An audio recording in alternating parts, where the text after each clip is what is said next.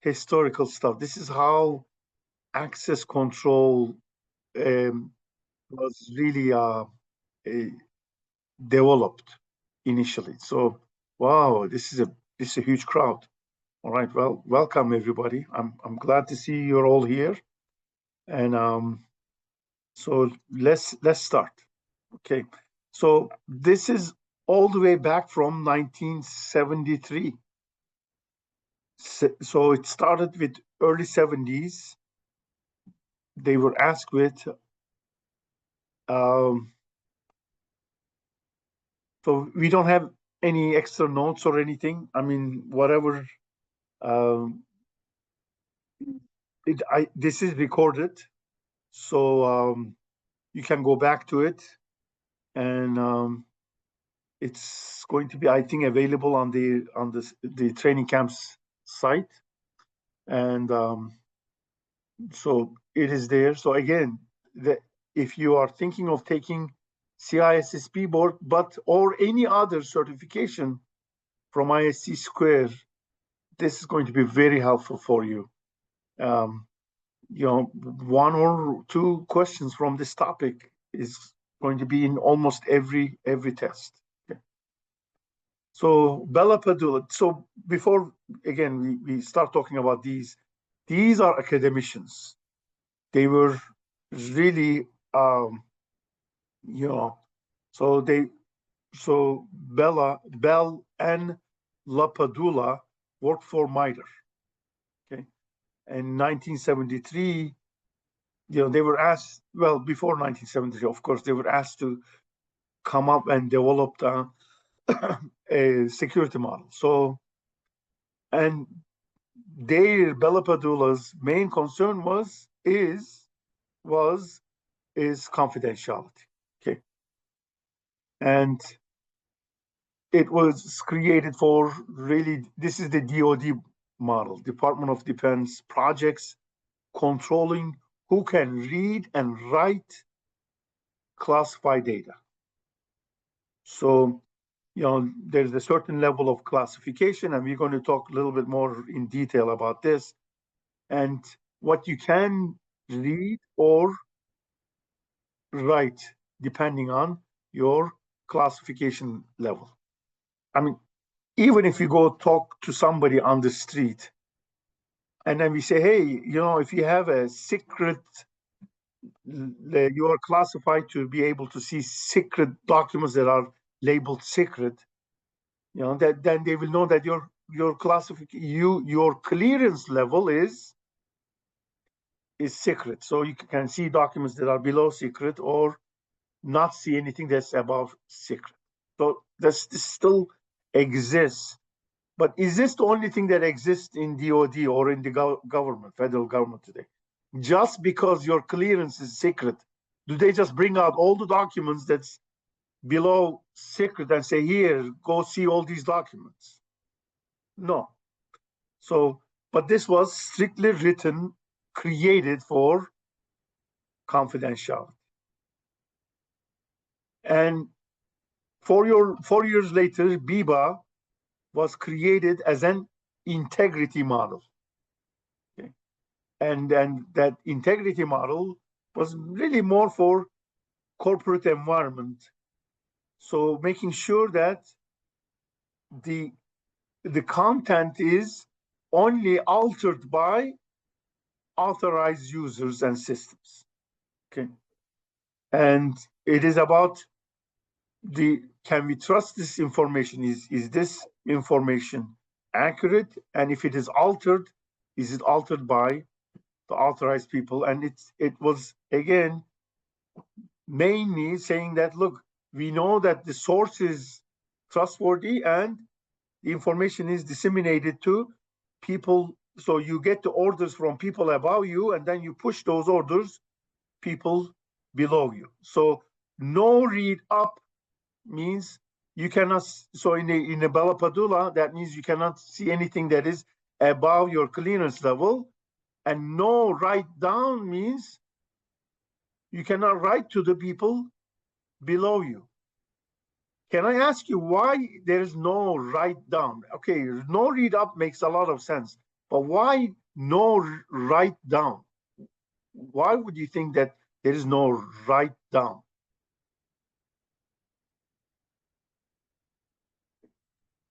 Yeah, because it's need to know. You can provide the information to people, the clearance that below your clearance. Yeah.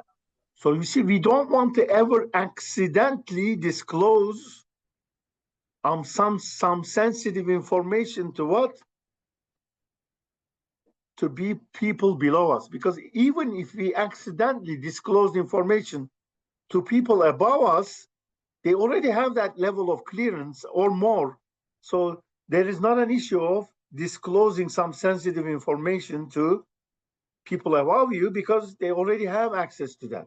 But people below you, they don't have it. If you accidentally disclose it, then you put it in there, and all of a sudden they might be able to see content that they should not be seeing. In a Biba, where it's all about getting the right information, well, where should the right information come from?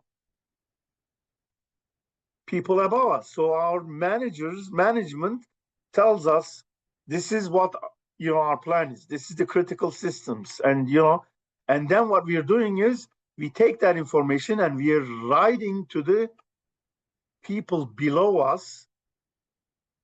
Therefore, what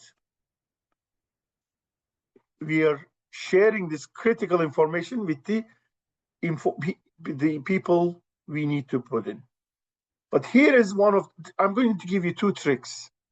I don't want to call them tricks, but I'll give you these two information. One is these four models that we're going to talk about. If the name has letter I in it, then it is about integrity. Okay? So Biba has letter I in it, therefore it's about integrity. Bell-LaPadula doesn't have a letter I in it, therefore it is confidentiality. This has nothing to do with security, but just some observation that somebody has made a long time ago. So this is important. But what is more important is Bell-LaPadula and Biba are 100% opposite of each other. This is extremely important to know. 100% opposite. What does this mean for you all? This is great news, isn't it? How is this great news? If you know one, you know the other. Perfect, exactly right. If you know one, then you know the others. Okay. At the end of the session, I'm going to show you what I do actually for the test, and and hopefully it will help you. You don't have to do it, but but it's more important to understand this. So if you know one, you know the other 100%. Okay, so 73, 77, of course, now we have more years we have passed. About 10 years later, Clark Wilson said what? It's great that we worry about integrity, but what should we do? We should have some kind of a program.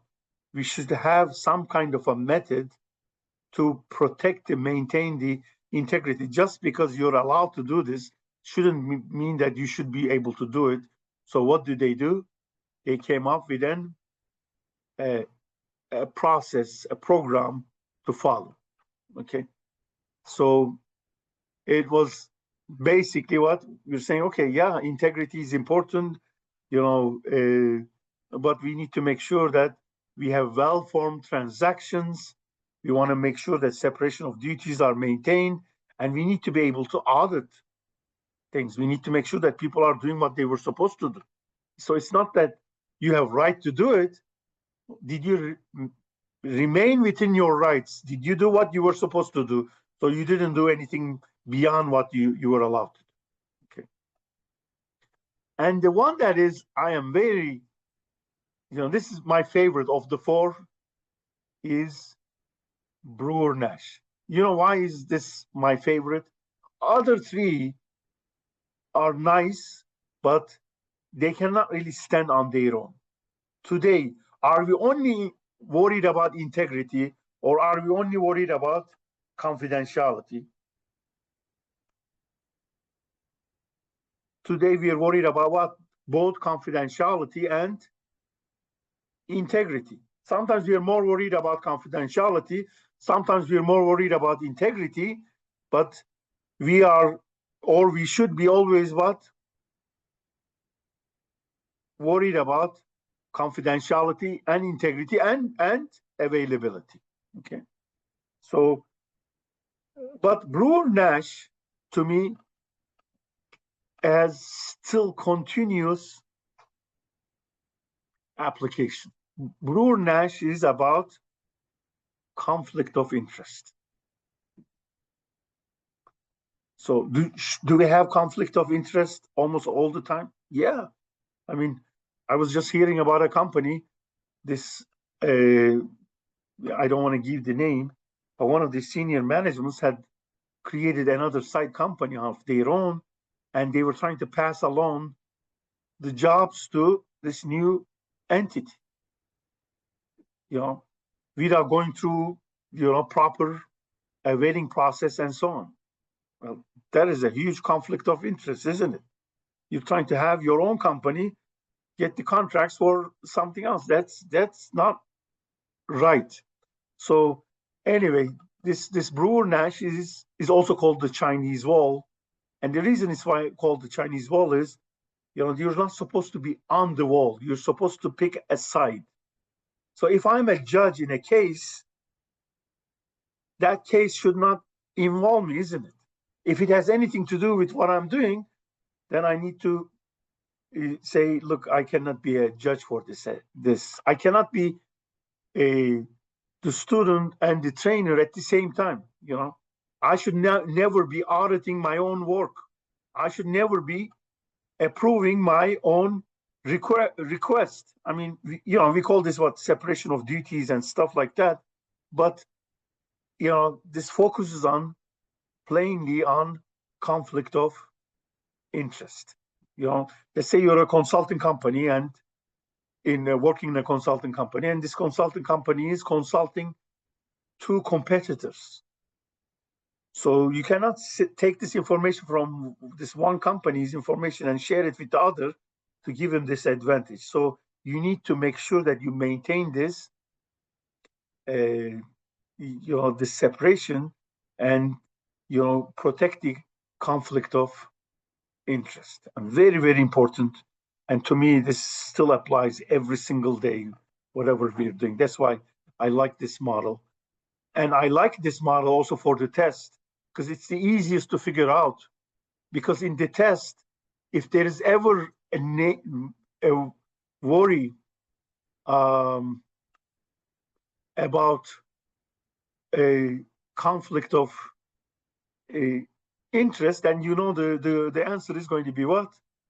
Brewer-Nash. Yes, this session is being recorded, and it is going to be made available on the training camp site afterwards, especially if you were registered for it. Okay. So this is the basic surface. So let's go a little bit more detailed. Okay. Any questions so far? Yeah. No, sir. All right. So the slides are in the session. So I don't have the separate slides available to you all, but they are there. All right. So Bell-LaPadula, okay, BLP is, again, the core thing is about confidentiality, making sure that there is no read up. And again, I'm telling you, this is, if you go talk to almost anybody who knows anything about clearances and anything about classification of information, will say, hey, this person who has no clearance to see this document, what are they implying? The document is classified at a higher level than this person's actual clearance. So, and this is usually where we're trying to protect the secrets, where we're trying to protect, and really confidentiality is about that, isn't it? It's making sure that only authorized people are able to see the content. The information is only disclosed to authorized personnel. Okay. So in the military, this is there, and beyond military, this is in most of the government entities. This is in healthcare, especially in HIPAA, but in US, but any other place, who should be able to see the patient's records? The doctor that was dealing with this, the patient, and whoever else may be providing the information. But we need to follow the concept of least privilege too, isn't it? They should only be able to see what they need, nothing beyond that. Need to know. So it's not just the clearance, it's also need to know. But this doesn't necessarily, Bell-LaPadula doesn't necessarily have that built into it. Okay, but this is the whole concept. But don't forget, Biba and Bell-LaPadula are 100% opposite of each other. Okay. And in a Biba, it is no write up. So we need to make sure that this information is coming from a trusted source. So you work for a company and you hear a lot of rumors. Do we care about the rumors? Yeah, a little bit. But when do we really care about a rumor? When we know that it is the actuality. How do we know that this is no longer a rumor and this is really a legitimate information? When it comes from the trusted source. When the company CEO says, this is the way we're going to do business from starting now, it's no longer a rumor. This is what it, you hear a lot of things about, this player is going to be traded to this company, this team, and so on. Doesn't matter until what? Until that contract is signed. So when we know for sure that information is trustworthy, we don't necessarily need to rely on it. And how do we know if the information is trustworthy? When if it came from the one who has authority to make that decision. And who is the ones who can make those decisions in an organization's management? So we need to make sure that the information is written by, created by what? Authorized people. And that information is pushed down to people who need to implement it. Okay. So it is more about integrity. We're less actually not worried about confidentiality in this case. Okay. So in a software development, we want to make sure that we're using verified, tested code. How do you know? I know I'm going to go a little bit beyond this class, but how do you know that you can trust the software?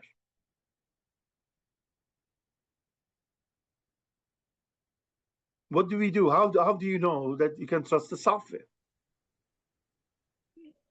I don't know the abbreviation. You have to check the TRM of your organization to know what to purchase. So it's actually, I'll give you a quick answers. Your answer is correct, and code reviews and so on. But it is about signed. If the application itself is signed, what does signed mean? It means it was we know that it came from a trusted source. In our world, signing really means what? The hash value was encrypted with their private key. That private key can only be controlled by the entity itself. So we know that this application came from that trusted source. So that there's non-repudiation. They cannot repudiate that this came from them. And we know that it has not been altered. Okay. So is it as important for us to know that where the information came from? It might be bad information, but does it matter that it came from the right source? Absolutely. Absolutely. So signed applications is a perfect test. You're getting Windows update. How do you know that this is coming from Microsoft? Again, if it is signed. You're getting a message from me. How do you know this message is from me? That we know that it is signed by me. Okay. And then medical devices. Very, very important. Well, by the way, what's the consequence of you using the wrong medical device or somebody messing with the medical device? Consequence is somebody's health, isn't it? Very dangerous. So we need to make sure that, so we are more worried about integrity there, less about confidentiality. But we're still worried about confidentiality. Okay. And then SCADA systems, all those industrial control systems that we are talking about, that we need to make sure that this traffic light, when it is turning green and red, that it is coming from a trusted source, not some kid is messing with it. Or that the drinking water in my house is coming from a trusted source that I can rely and I can rely on that in that drinking water and so on. So we need to make sure that these systems, we maintain the integrity of it, and Biba helps us with this. Again, remember, this is way back in 1977. Of course, we have improved tremendously since that time, but these are the original, this is the historical stuff, how we came to here. Okay. All right. So here is a visual presentation of these models, and I like this a lot. And the problem with the test, unfortunately, is there are no visual things. Everything is text. But that doesn't mean you cannot do this on your own in the test. So again, please look at it very carefully. I gave you one observation. What was the observation? Biba and Bell-LaPadula are 100% different. 100% different. But there is one more observation. I'll let you see that, and if you can tell me, then great. If you cannot, I give you 20 seconds. What is something else that you observe from this?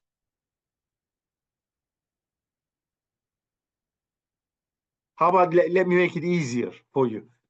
What is the relationship between the write permission and the read permission? You're permitted at the same security levels? They are also 100% opposite of each other. So basically, if you know one of the permissions for one of these models, then that means what? You know all 8. Because really there are 8. Read up, read down, write up, write down, for both Biba and Bell-LaPadula. So if you know one of those, and the one that I remember in the test, to me this is the easiest, no read up for Bell-LaPadula. So if I have no read up, my read permission then is read down, which is the opposite of no read up. But my write permission is 100% opposite. So if I have no read up, that means I have to have no write down. Therefore, I have write up. So just by knowing that there's no read up, I know other 3. Because I know these other 3, I know the other 4 for Biba, because they were what? 100% opposite of the Bell-LaPadula. Okay. 100% opposite. I told you I was going to do this at the end, but I'm not going to. I'm going to show you what I do in the test when I take my test. Okay.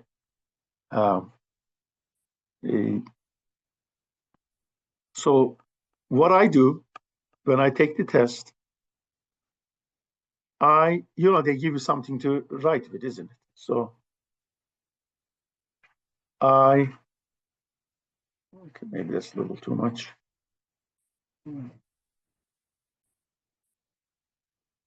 Okay. So what I do is at the beginning of the test, right at the beginning, okay?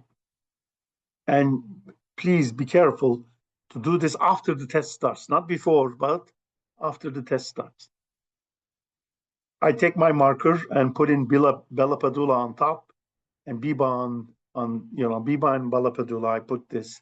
And then I draw these 4 lines. 4 lines, okay? What are these 4 lines representing? My clearance level. Okay.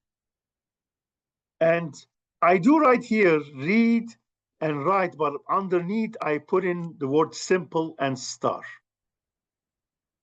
Why do I put simple and star? Because in the test, are they going to use the word read or star or write? What do you think?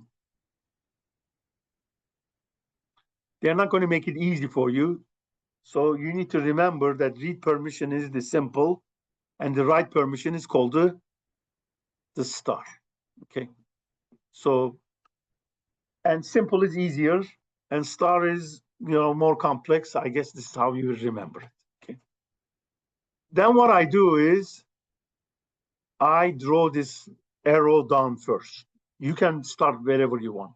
I just draw that arrow down. Okay.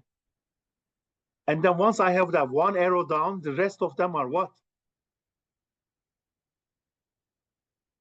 100% opposite to each other. Do you know about how long it takes me to build this, create this? Less than 10 seconds. It takes me less than 10 seconds to do this in the test. Once I have this in the test, 2 hours into test, I don't need to think about, oh, was it this or that? I just look at this chart. Biba is read up and write down. No write up, no read down. And Bell-LaPadula is no read up, read down, write up, no write down. So, I just use this chart when I take the test to help me out so that I don't need to think about this later on. Okay. And I think this will be a good exercise for you to do before to see that if you got this. Okay. Now, do you have to do this? Of course not. Okay. But again, it doesn't take me any long. It takes me only a few seconds to do this. Okay. All right. But, understanding the whole idea about it is a good idea. Okay. So, any questions so far?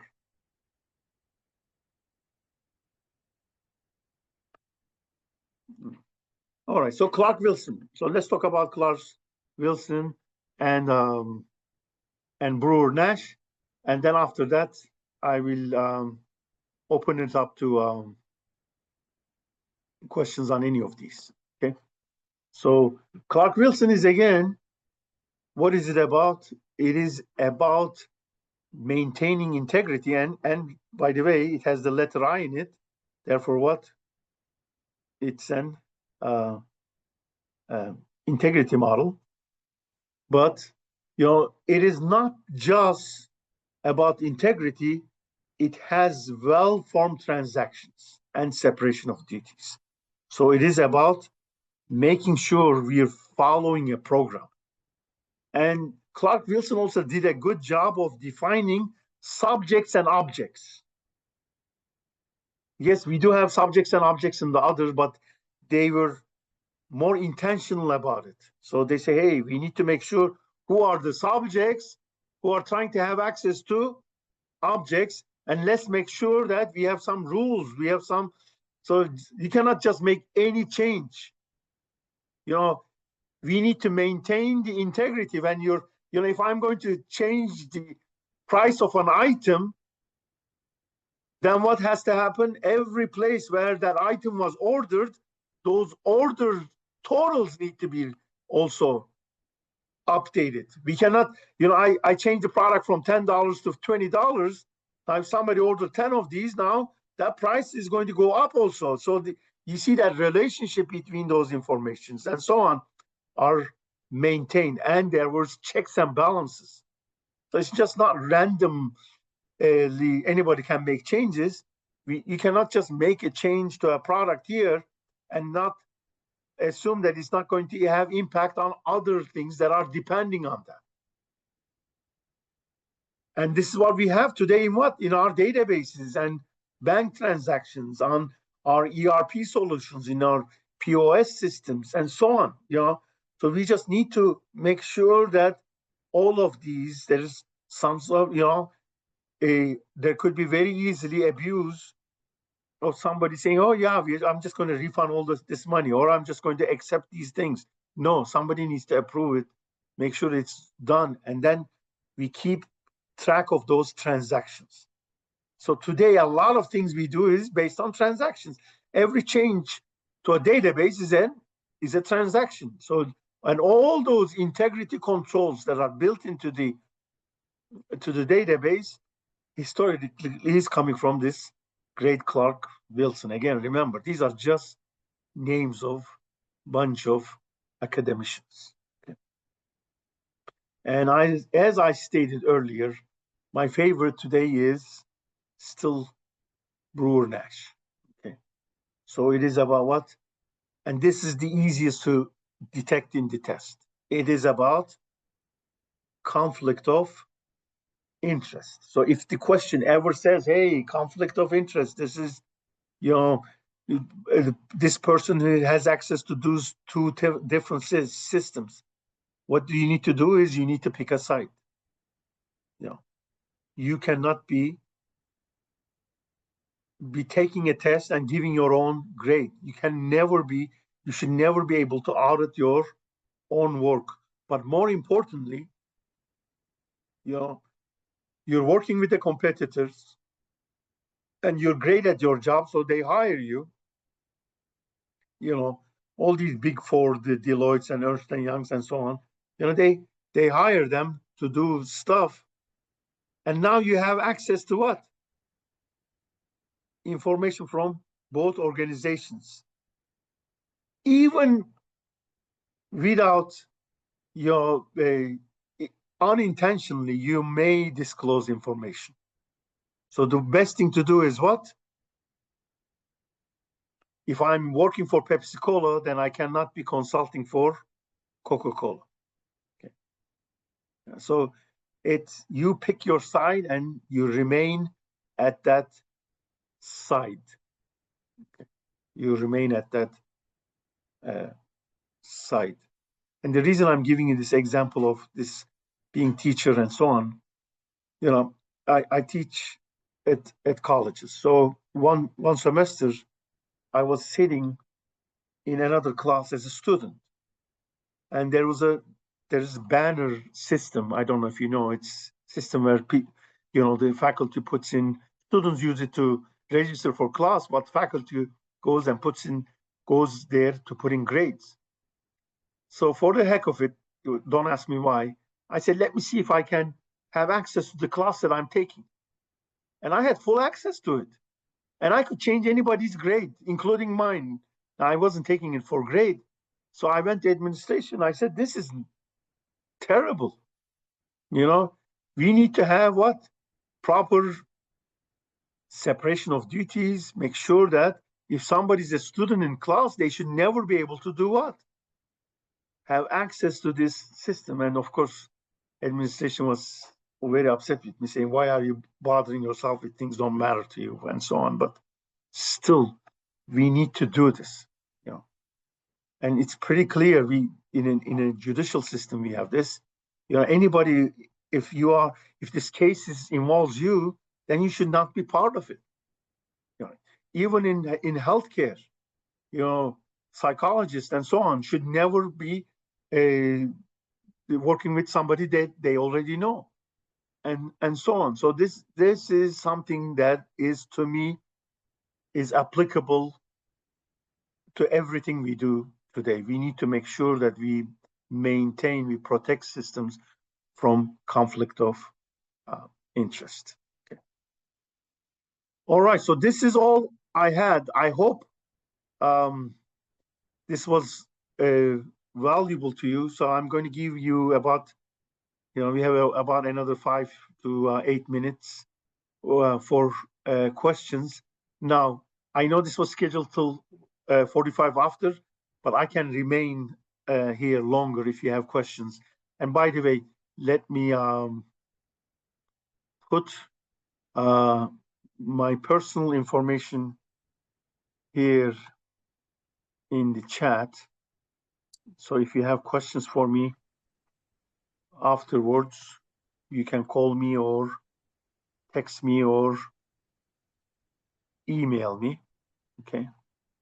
That's very helpful. It's always good when we get real world examples of some of these concepts after you're reading them in the book. Even if you do this for a long time, it's always good to see this in practicality.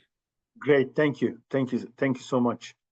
And I hope to see some of you in my classes. So I teach a lot of IC squared classes, and I teach a lot of ISACA classes.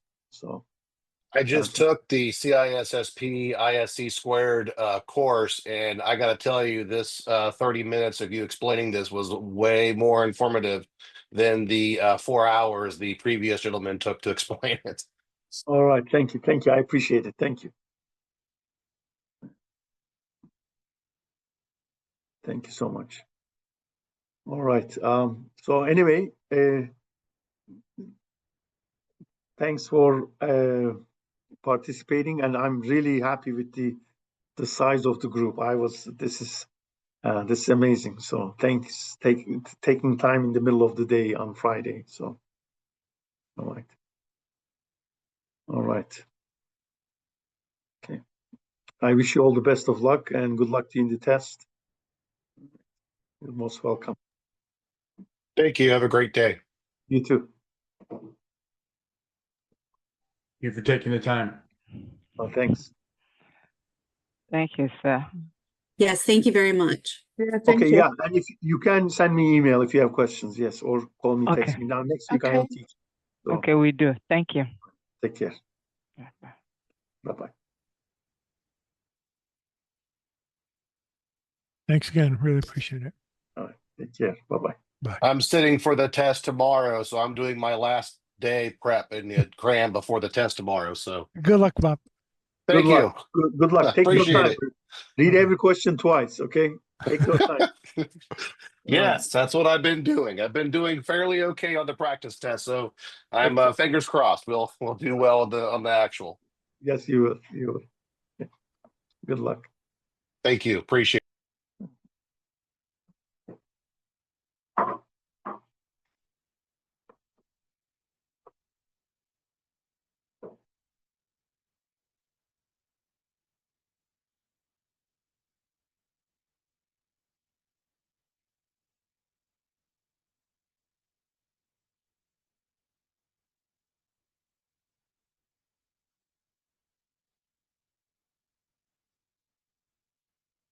All right. If there are no more questions, I'm going to end the session.